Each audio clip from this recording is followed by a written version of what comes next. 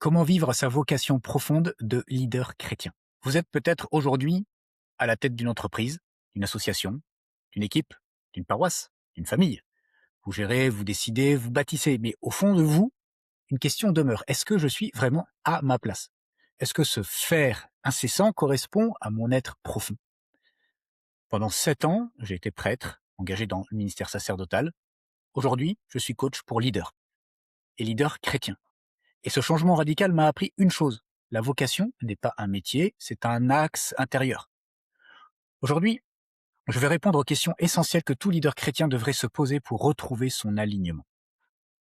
La première question, c'est: qu'est-ce que la vocation profonde? C'est quoi cette vocation profonde dont je me dis être spécialiste?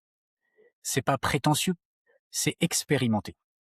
Pour moi, la vocation profonde, c'est son identité, mais une identité dans la dynamique de ce que l'on a reçu et de ce que l'on est appelé à donner. C'est donc loin d'une fiche de poste, c'est une boussole. Et savoir l'énoncer clairement, c'est en faire un lieu de ressourcement, de discernement et d'engagement. Par exemple, je sais énoncer ainsi ma vocation profonde.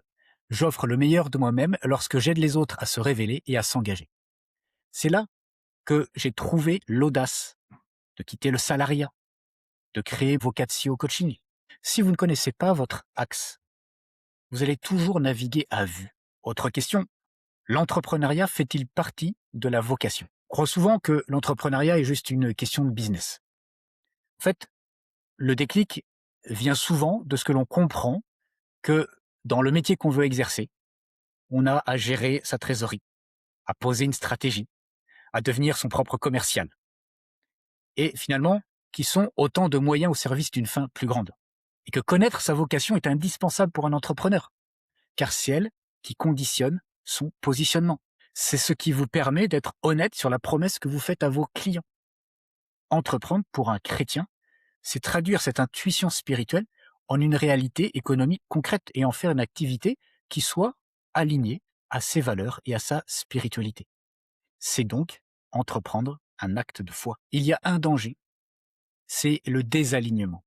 C'est la chose la plus importante que vous avez à protéger quand vous entreprenez, c'est votre santé mentale, parce que elle est à la frontière entre le physique et le spirituel.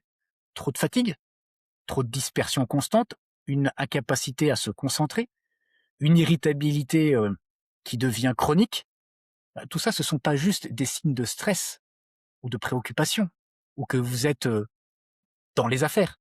Non, ce sont des symptômes d'un désalignement. Si vous agissez ainsi contre votre identité profonde, votre corps sera le premier à tirer la sonnette d'alarme. Un leader désaligné est un leader qui finit par s'épuiser et pire par blesser ceux qu'il dirige.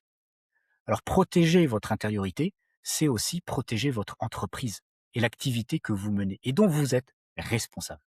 Oser avancer quand on a peur. Quel conseil pour celui qui sent un appel mais qui n'ose pas avancer? Mon conseil, il est radical. Assieds-toi, apaise tes pensées, fais silence. On croit souvent qu'avancer demande une audace de conquérant. Mais l'audace authentique, c'est d'abord celle de se regarder en face et de se faire accompagner. Il faut un temps de réflexion. Regardez dans l'Évangile cette parabole que donne Jésus de celui qui, avant d'attaquer un ennemi, prend le temps d'évaluer les forces en présence. Et si avec 5000 hommes, il peut battre celui qui en a 10 000, il va aller plutôt demander la paix si c'est le cas. Que fait celui qui doit construire une haute tour? Il va prendre le temps de poser les fondations, etc. Donc, discernez ce qui vous met en paix et en joie, parce que finalement, ce sont les critères ultimes, intérieurs, que la situation que vous vivez est ajustée, même si c'est compliqué. Si une intuition vous rend inconfortable et vous apporte une forme de paix profonde, alors vous êtes sur le chemin, le bon chemin. Ne vous trompez pas d'audace. Le mouvement s'apprend en marchant, disait un de mes mentors. La direction se reçoit dans l'immobilité. Prenez le temps de vous poser. Et c'est l'apophthegme des pères du désert, vous savez. Quand on venait auprès d'Abba Arsène pour recevoir de lui la formation, qu'il était censé être le meilleur à donner, la première chose qu'il disait, c'est « assieds-toi, apaise tes pensées et fais silence. Dans ce contexte, quelle est la définition de la réussite? Qu'est-ce que c'est que réussir? Réussir, pour moi, c'est être heureux. Alors attention, hein, c'est pas juste un proverbe pour rassurer. Non, il s'agit d'une joie bien précise, celle qui conjugue une réussite humaine avec une cohérence spirituelle. Le signe qui ne trompe pas d'ailleurs, c'est la douceur. Et la douceur comme une force maîtrisée. Le recul face à l'obstacle, le calme dans la pression, le sourire qui n'est pas fin. Si vous gagnez le monde mais que vous venez à perdre votre âme, votre paix intérieure, vous avez échoué. Et la réussite, c'est quand votre visage reflète l'unité de votre vie.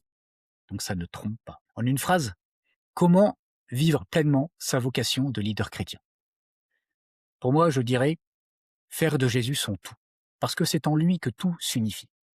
Et si ce que nous avons partagé aujourd'hui résonne avec votre situation actuelle, si vous sentez ce besoin de faire le point, je vous invite à me le faire savoir. Parce que si je me suis spécialisé sur la vocation profonde, c'est parce que j'invite chacun, chaque leader chrétien, à se ressourcer pour prendre les bonnes décisions personnelles et professionnelles. Réserver un appel de discernement